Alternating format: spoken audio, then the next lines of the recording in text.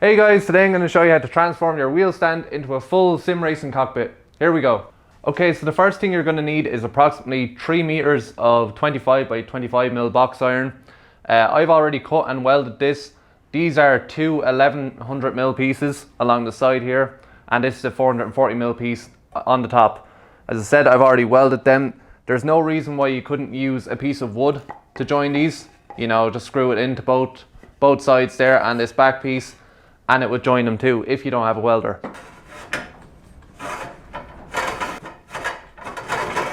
Okay, now that you've essentially made a base for your whole sim rig by turning your wheel stand into a box here, you're going to need a base for your seat. So I've got 2 bits of 2x4 here on the outside here, you can see them, and a piece of stair thread in the middle. Basically because that was all that we had around. You could use anything you wanted. You could use plywood here, you could use MDF. Any piece of solid wood to go between these 2 pieces of 2x4 is going to be fine. Okay, so once you have your seat base made, you're going to need to figure out a way to secure it. So we're going to do that now by drilling 6 holes in your box iron, 3 on either side. And you're going to want to drill these the whole way down through, like so. And then we're going to secure this from the bottom up. So we're going to put the screws up through the bottom using some simple wood screws. Okay, so I flipped this over. Now I'm going to show you how to secure your seat base to your box iron.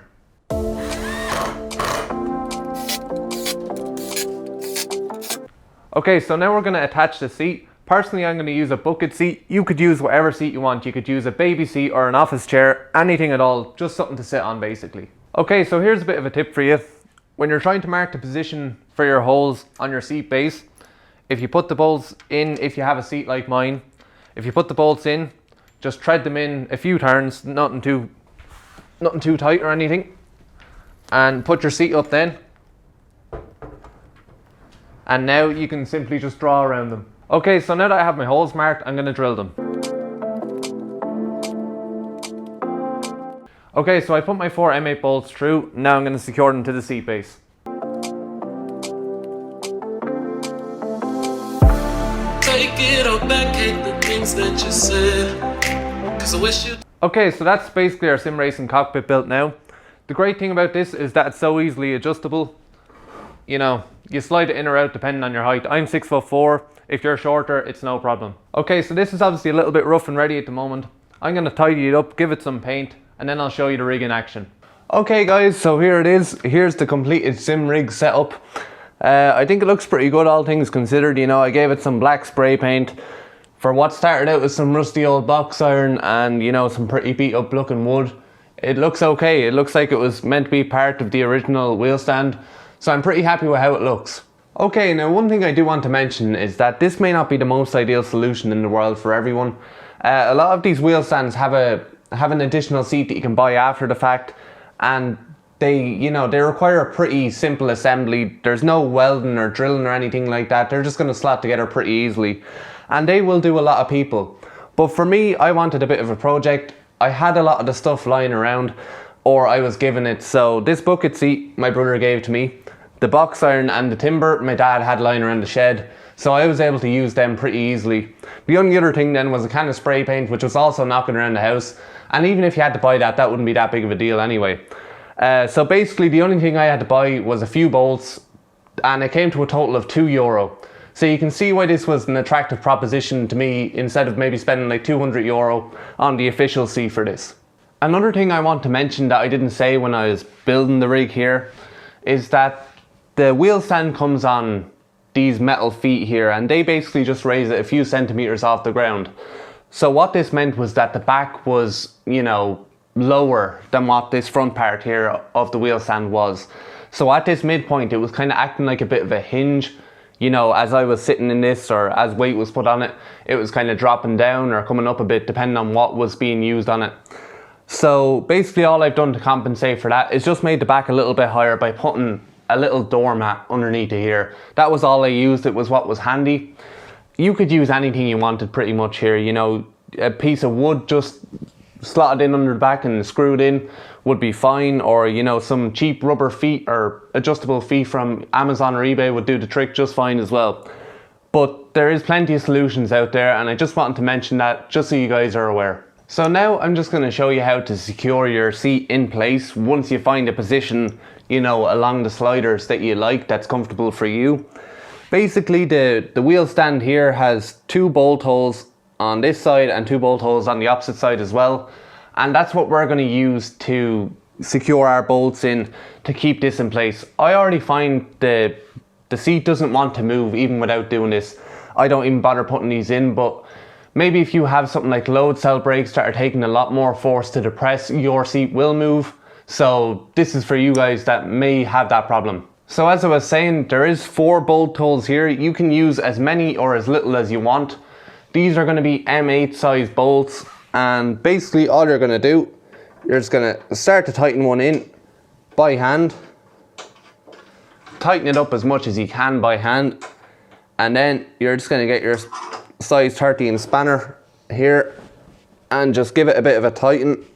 It doesn't take much, maybe a 3/4 turn will get it tight enough so that it doesn't want to move. And then, as I said, you can do the same with the other bolt holes. You know, you can put as few or as many in here as you want.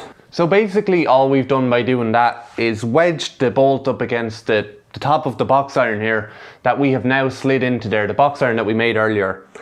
If you're still finding that your rig is maybe moving around a little bit, especially under braking, as I said, if you do have stiffer brakes, you could drill the holes, if you find the right position for you, the seating position that you like, you could drill the hole down through your box iron that you put in and slide the bolts right down into it and then fasten them, and that's going to give you even more grip on the bolts here, and that's definitely going to make sure they're not going to want to move.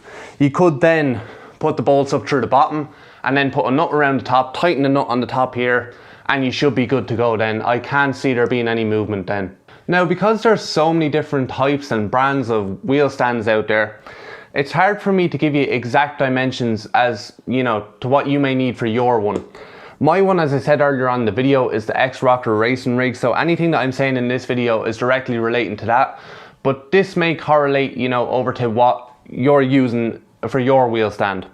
But basically all I needed for this whole thing was almost 3 meters of box iron, the 2x4 here, and the stair tread that I mentioned earlier.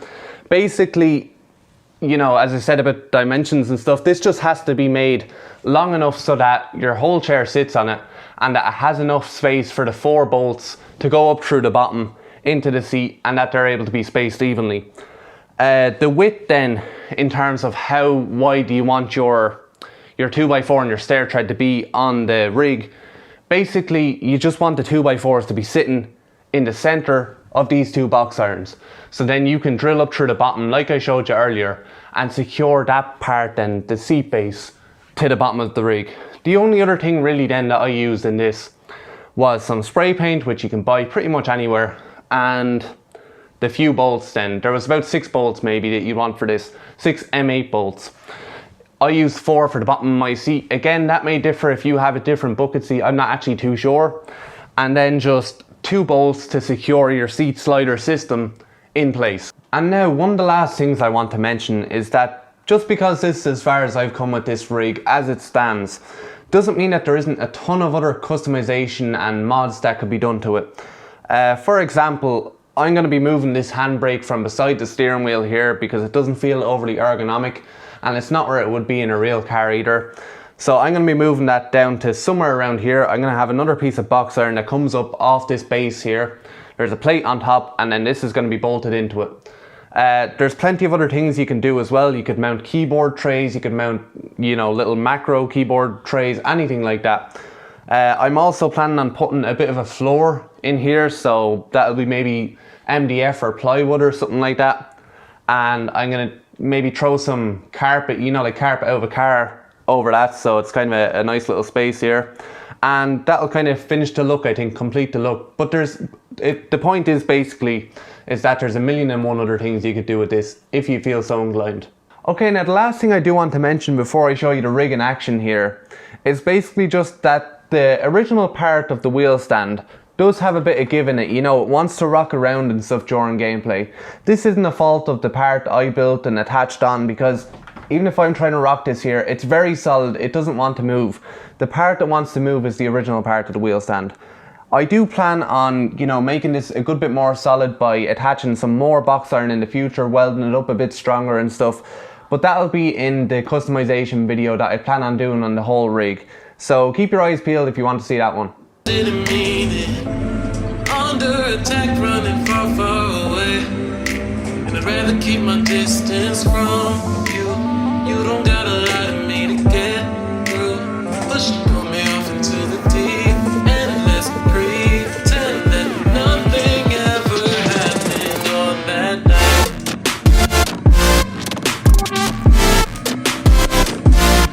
So as you can see guys, the rig performs great in action. It feels really solid to use and it's a bunch of fun. It really adds another element of immersiveness into it rather than, you know, just sliding up your office chair or whatever it is you're using normally. But if you did enjoy the video, don't forget to like, comment and subscribe, and I'll catch you all again in the next one. Thanks very much. Bye for now guys.